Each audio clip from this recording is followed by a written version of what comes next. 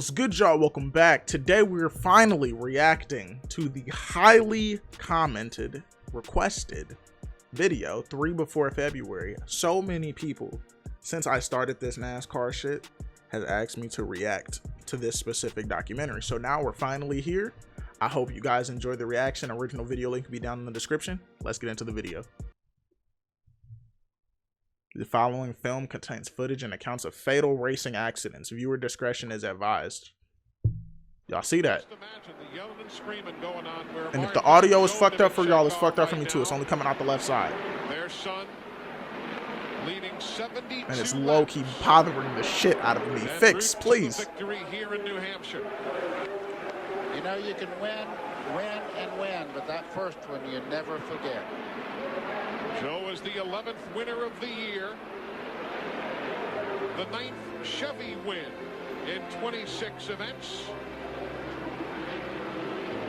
Joe Nemechek is a first-time winner in NASCAR Winston Cup racing.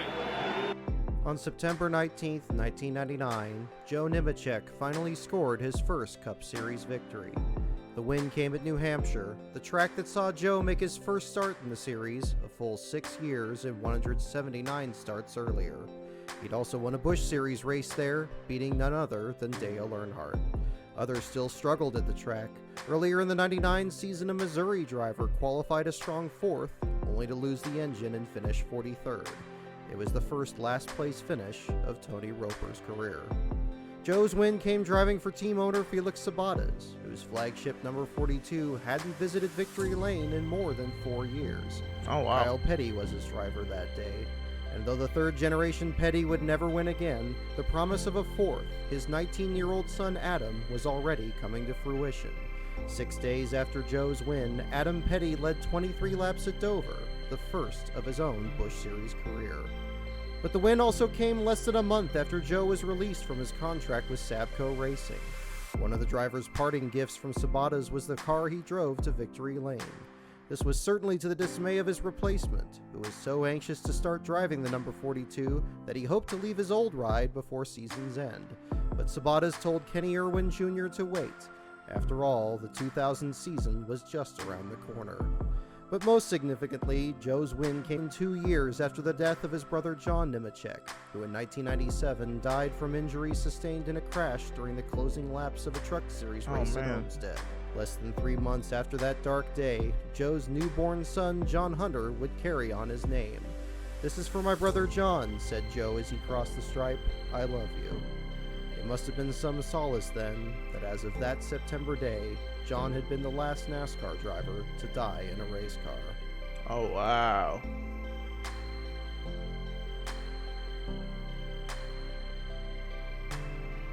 This is going to be an interesting ass documentary.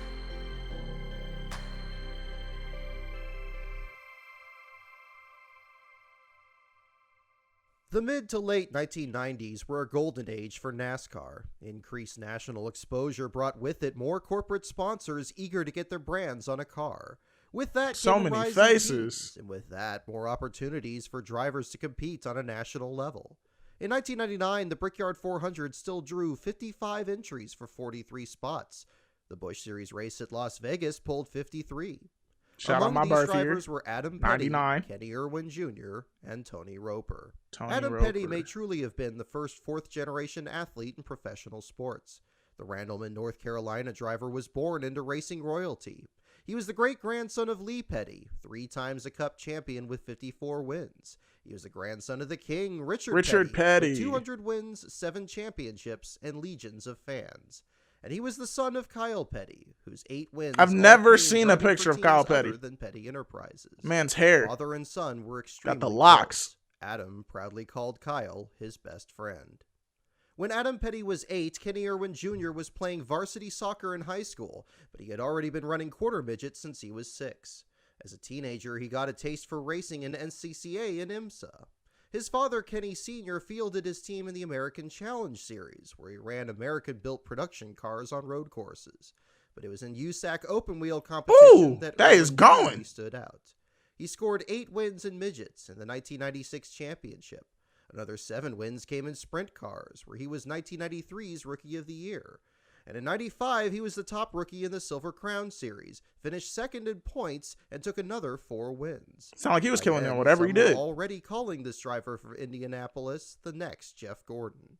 Like Petty and Irwin, Tony Roper was born into a racing family. He was the son of Dean Roper, who in 1983 qualified for his first Daytona 500 and finished 15th.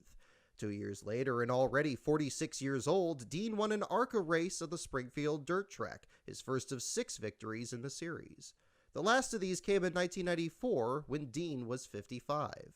In nearly all his starts, Dean drove for the Mueller brothers, a Wisconsin-based team whose number 89 became one of NASCAR's most prolific part-time teams. Some of their drivers were Rodney Combs and Jim Sauter.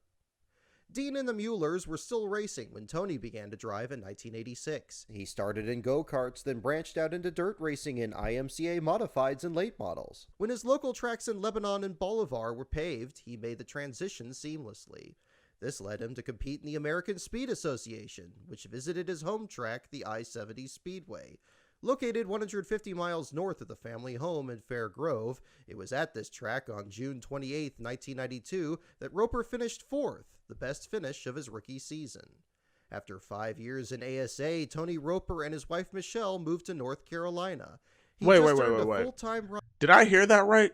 Did they say his top was 4 out of his whole rookie season? So does that mean his whole rookie season, his best placement was 4th place, right? I'm pretty sure that's how that works. Ride in the NASCAR Craftsman Truck Series, driving for ARCA veteran Which Bob isn't bad. back in 1997.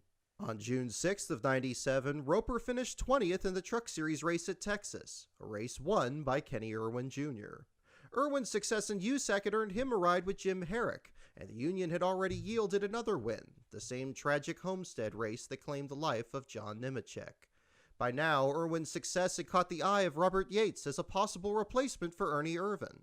That possibility became a reality on August 1st. In an announcement at Irwin's home track at Indy, the 27-year-old would bypass the Busch Series and drive one of the most storied cars in the field, the number 28 Texaco Haviland Ford. 1 month later, on September 6th, Irwin made his first Cup start. He'd drive a car fielded by Blair Motorsports, a team that had struggled for sponsorship all year. With the Yates engine under the hood, Irwin qualified on the outside pole. He led 12 laps and came home in 8th. It was a good night. Robert Yates and David Blair gave me a great car tonight. We led a few laps. I'm real happy, except for how I did the pit stops. But that's what you're here for, to learn and to race. That's right. We got 5 races to this year and try to get ready for Daytona and get all the mistakes out of the way right now so we can go to Daytona. We love the positivity. At the end of the 97 season, Irwin finished 10th in Truck Series points to Roper's 18th. Irwin's first opportunity to race the 28 car came on November 23rd during NASCAR's second exhibition race in Japan. Green is out, and Mark Martin takes a quick jump. You can see Mark there. He knows getting to the outside to get a good angle on that corner. Going into turn 1, very important. Now he'll go right to the bottom. 3 wide as they head into turn 1. That is a lit. Somebody's out of that corner. That's David Green. He's on the high side, 96. You see the Oh, wow, there's another one. Oh, there's another one. In the 08 there of John Kender. So in turn What's going on with this guy? 3, I think that'll bring a caution as they come around to complete lap number 1. Oh, and Kenny Irwin got all torn up. Jeez, yeah, this shit is fucked. Car, that one got thrashed quick. First lap, first turn. Kenny Literally. Irwin in big trouble. The first lap accident left Irwin in 18th. He also tried his hand at drifting. That's us. That's how you do it. In 1998, it was finally time for Adam Petty to take the wheel. Like Roper, he started out in ASA, driving a radical new paint scheme sponsored by Spree prepaid phone cards.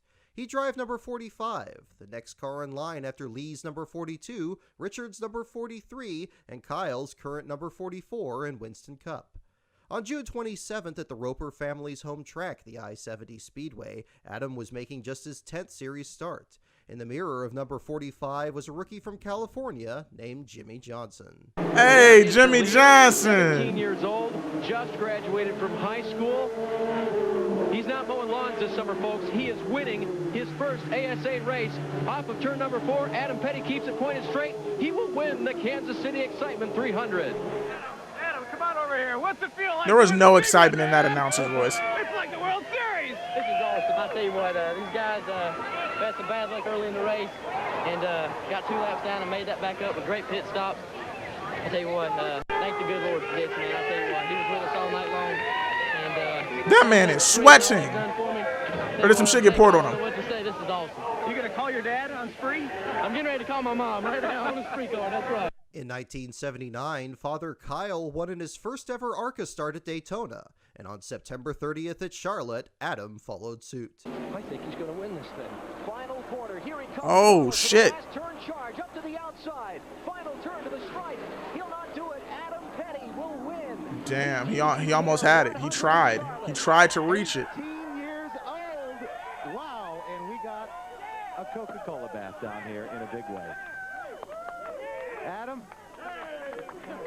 Adam Pelly's killing it. Kyle, proud father. Adam Petty, grandfather, great-grandfather, father, now you. Can you describe this moment? I'll tell you what, this means more to me than anything. You know, I lost my crew chief a couple weeks ago. Buddy, I'm so Patty Petty coming in. I lost my crew chief a couple weeks ago, and it's been a rough couple weeks, but I tell you what, the good Lord's been with me. This is awesome. This is my dream. It's been my dream since a little kid to come here and race. Come to anywhere race where my dad's raced before and prove himself. I'll tell you what, I feel like crying. This is awesome. He's a lot better race car driver than I ever thought about being. He may rival his grandfather at some point in time, but it's good to know that somebody's going to be winning some races that has the last name Petty for a long time to come. Well, that's good that he was really supportive. In that same 98 season, Roper parted ways with Bob Brevak in June, then took the controls of the number 55 Icehouse Ford fielded by racing legends Tom Gloy and Bobby Rahal. On July 30th, in just his 6th start with the team, Roper finished a career-best second, following Jack Sprague to the finish line at Indianapolis Raceway Park. Career bests tonight for Tony Roper and Lonnie Rush. Congratulations from Roper, who said, man, I feel like I won this baby. I'm second, and I'm just as proud as I can be. Tom Gloy has a very good driver in Tony Roper. The next day was the Brickyard 400, where Irwin was one to watch in his first start at his home track. I just want to say this. I also feel like back then, the excitement wasn't as it wasn't shown as much as it is now. Like when your team won. I feel like now there's way more hype, way more excitement than what it's showing, at least from these clips. That season, he'd enjoyed the best run of his career at Atlanta, leading 113 laps and finishing 5th. But he'd fallen to just 25th in points heading to Indy, failing to finish 3 times and even missing the show at the Coca-Cola 600. He qualified a strong 4th for his first Brickyard 400 and was running 5th near the end when it all came undone. See the 5 car going in the corner. Here comes the 28 car, and Kenny Irwin just loses control. What happened? We talked about early in the race that he took that air off the rear spoiler, and around goes the Texaco car. Though Irwin won his first pole in the return to Atlanta that November, and again took Rookie of the Year honors, he finished no better than 10th the rest of the year. That's all it took? 4 more times. While such struggles were this is a different clip of rookies, Jeff Gordon's near-instant success had already changed the paradigm. And so the pressure was already on the next Jeff Gordon to step it up in 1999. It was in 99 that Tony Roper joined Adam Petty in the Busch Series, this time driving for Steve Coulter's new team, Express Motorsports. Roper had worked as a general mechanic on the team and was offered the opportunity to run a handful of races. When co-driver Derek Cope was injured at Atlanta, however, Roper took over the bulk of the schedule, starting with the spring race at Darlington. In his 20 attempts, Roper failed to qualify 4 times and failed to finish another 6. Yeah, I'm all right. I think we had a little contact with the car on the first lap there going in the first corner, and must have cut the left rear tire down because I went into one on the second lap, and it just come around on me. Thought I felt it as I went in the corner, but with everybody else behind me, I was just a pinball. Tony Roper will race another day. Still, his short track experience was paying dividends. His best runs were an 8th at South Boston and a 10th at Bristol. Adam Petty faced similar struggles, driving cars fielded under Kyle Petty's PE2 team and prepared in the Richard Petty driving school shop near the Charlotte Motor Speedway. After a 6th place showing at Daytona, Petty failed to qualify the next week at Rockingham, his first of 3 DNQs. He also failed to finish 12 races, 9 due to accidents, and none were more brutal than this one at Dover. 9 accidents? There goes Adam Petty hard into the sidewalk. And here comes the field. Oh! He got tagged hard. Mike White, Mike Skinner knocked these fires. Bobby Hill and Bobby Hill. Oh, what a mess. It's all bad. Kyle Petty, Kyle, you've had a chance to talk to Adam. How's he doing? Pretty good. He's pretty shook up. Anytime you hit at Dover, you hit hard. His ribs are sore, and he's complaining a little bit of his ribs and a little bit of his hip on the right side and his elbows.